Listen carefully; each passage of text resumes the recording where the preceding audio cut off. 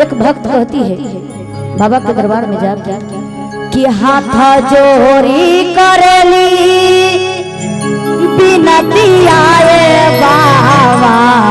क्या बात है कंचन दीदी। दया करिहा भगत ने ऊपर ए बाबा,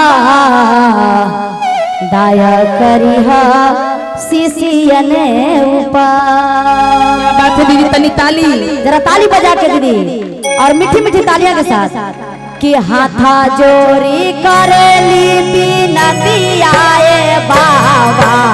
दया करी सेवक ने ऊपर ए बाबा, दया करी सेवक ने ऊपर।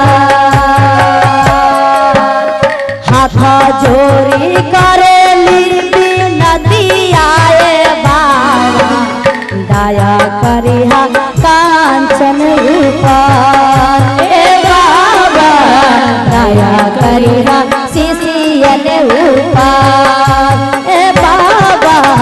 दया करिहा शिशियन ऊपर ए बाबा। दया करिहा भगतन ऊपर।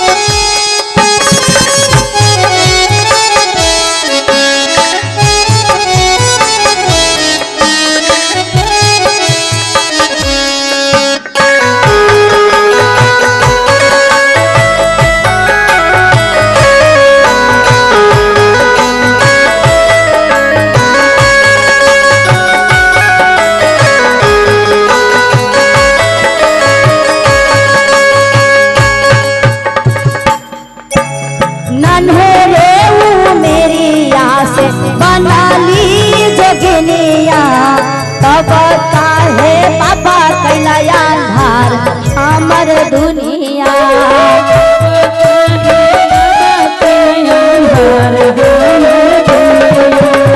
नन्हरे मेरी आस बनाली जगनिया। तब काहे कैला बाबा अंधार हमर दुनिया।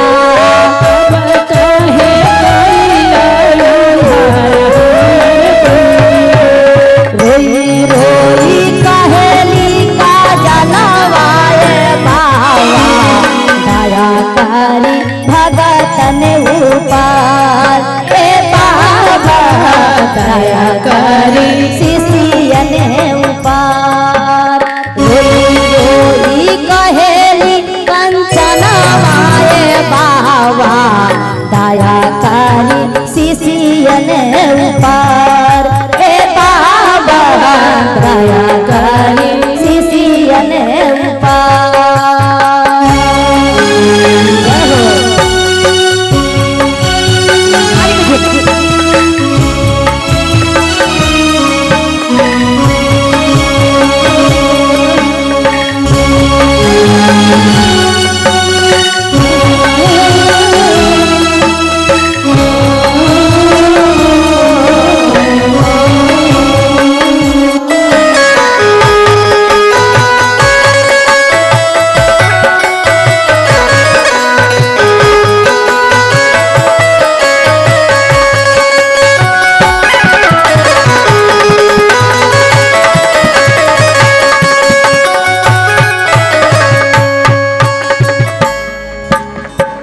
और बिचारी होती है बाबा के दरबार में बिलक बिलक करती है क्या। नहीं रासा सुर बाबा मारे साधताना। नीक नाही लगे बाबा खाए पियल खाना।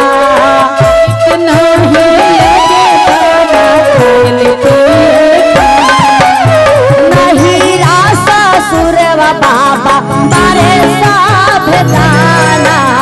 नीक नाही लगे बाबा खाए पियल खाना।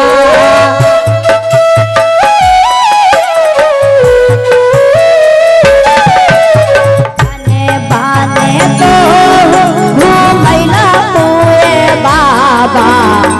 भूल गएलू शिशियन के द्वार ए बाबा भूल गएलू शिशियन के द्वार ए बाबा भूल गएलू शिशियन द्वार हाथा जोरी करेली बिनतिया ए बाबा दया करिहा शिशियन ऊपर ए बाबा दया करिहा भगतन ऊपर ए बाबा दया करिहा भगतन ऊपर। बोलिए शंकर भगवान की जय। बोलिए मैया पार्वती की बोलिए